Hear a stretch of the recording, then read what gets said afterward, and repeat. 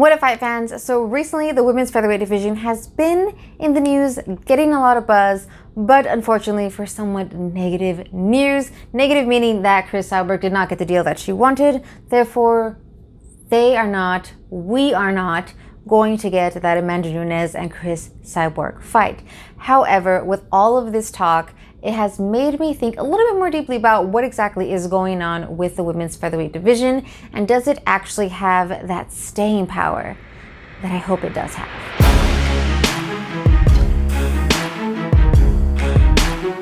So the women's featherweight division did start off in a bit of a rocky fashion with the inaugural fight back in 2017 against Holly Holm versus Germaine de Randamie.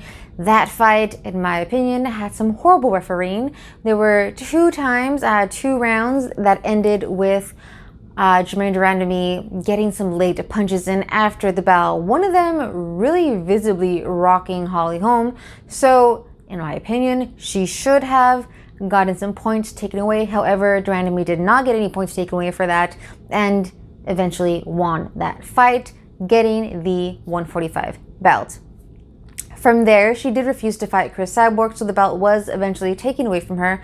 And in a later fight, Cyborg won the 145 belt. And then, as we all witnessed, she lost that belt to Amanda Nunes in amazing fashion.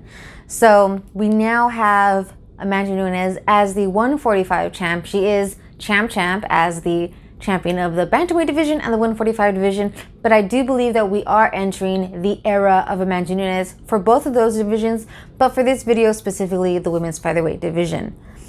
At this point, however, it is interesting to really think about what's happening in that division, because if we look at the UFC website, if you go to the rankings page and you look at all of the divisions and all the fighters, the top contenders, the top 15, if you scroll all the way to the bottom, you will see the women's featherweight division listed. However, the only thing you will see is Amanda Nunes' face with the belt and no one listed underneath her. That is the only division on there that has that. So I find it very interesting that there's this sort of almost like non-committal thing happening with the UFC where they have a champion for a said division, but really no roster underneath it, at least not public facing. So when we look at that and we see that there is a champion for that division, but really nobody officially listed underneath it, it leads one to believe, leads one to conclude that perhaps this division is not going to be around for much longer, that people within the UFC, perhaps even Dana White, hasn't quite made up his mind about this division and as to whether or not it is something to be developed. Now, when it comes to Amanda Nunes and the fact that she is double champ, I think it is very interesting also that she has not been stripped of either of her titles. So when we look back at the history of the double champ, you do see Conor McGregor being stripped of one of his belts relatively soon after winning a second bout. The same thing eventually happened with Daniel Cormier. The only times that we do not see that happening is with Henry Cejudo, who still has both of his championship belts, and Amanda Nunes. Now, with both of these, we do have a bit of an interesting dynamic happening because there was some contention going on with the men's flyweight division as to whether or not that was going to be disbanded. And then we have the women's featherweight division, which exists, but not really. So what we have now is Amanda Nunes, officially the 145 champ, and all other women who have been fighting in that division don't quite belong to it, except for Felicia Spencer. Felicia Spencer, after her fight with Megan Anderson, did say that she has no desire to go down to the 135 division, and she is solidly in the 145 division. All other women who have fought in the 145 division have actually belonged to the bantamweight division and have just come up to that division to fill in some spots, maybe even try it out, deal with an easier weight cut, definitely, but there's nobody officially publicly facing on said roster. So at this point, I definitely believe it would be amazing to see that developed. It makes sense to develop a 145 division. I think that not only is that make it easier for a lot of women, but 145 is a pretty common weight to be at. I'm sure there are plenty of women and plenty of fighters out there who walk around at or near that weight.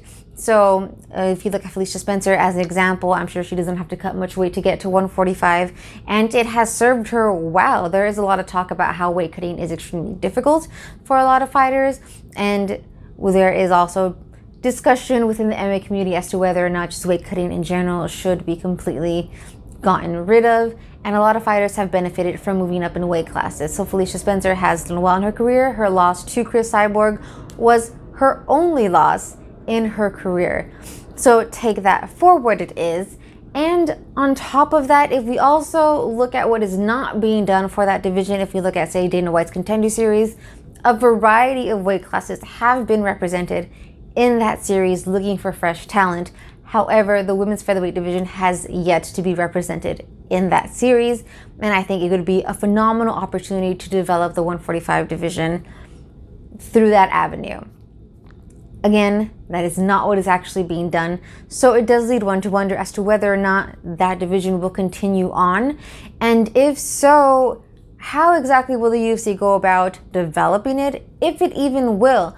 And the thing is, if it doesn't develop the 145 division, then what exactly is the point of having a champion at women's featherweight?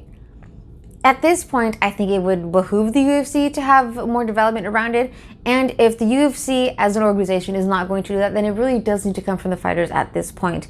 Especially now that we have not only essentially an empty division, but really no one left to challenge Amanda Nunes. It could be argued that even Cris Cyborg would not have been much of a challenge for Amanda. However, that was the one fight the fans really wanted to see. I definitely wanted to see it, and both Amanda Nunes and Cris Cyborg wanted that fight. Cyborg has had a phenomenal career. She's incredibly talented, incredibly powerful. So I really do think she could have been a challenge for Amanda Nunes if she would have worked on her game plan a little bit more and had a bit of a different tactic going into the second fight. However, we're not going to get that. And at this point, there's really no one left to challenge her. If we look at who has fought in the 145 division, Holly Holm recently lost to Amanda Nunes at bantamweight. Kat Zingano hasn't fought in a while. And Megan Anderson lost to Felicia Spencer. And Felicia Spencer just lost to Cris Cyborg. So who is there even left to challenge Amanda Nunes in the 145 division? So at this point, we're either going to see someone new potentially come in and challenge Amanda Nunes, which I am here for. Let's bring some new faces into that division. But if not, I think it might even be a little bit more committal, perhaps, to see even a fight at 145 between two other fighters who could potentially contend for the belt afterwards, after they build up some more win streaks. But at this point, we don't have that. There's no talk as to what 145 fight is going to be coming up. So we'll definitely be seeing that development later on this year, or seeing as to whether or not there is going to be development. If I were Amanda Nunes, I would be clamoring for that, or else you're going to have a shell of a belt. And what's the point of that? So let me know what you think in the comments down below. Do you think that the UFC should develop the 145 division for women? Or do you think that perhaps there isn't much going on there? There isn't anything there to really build up in the first place? Let me know in the comments down below. As always, if you liked this video, give it a thumbs up, share it with a friend, and don't forget to subscribe for more content. I'll be seeing you in the next one.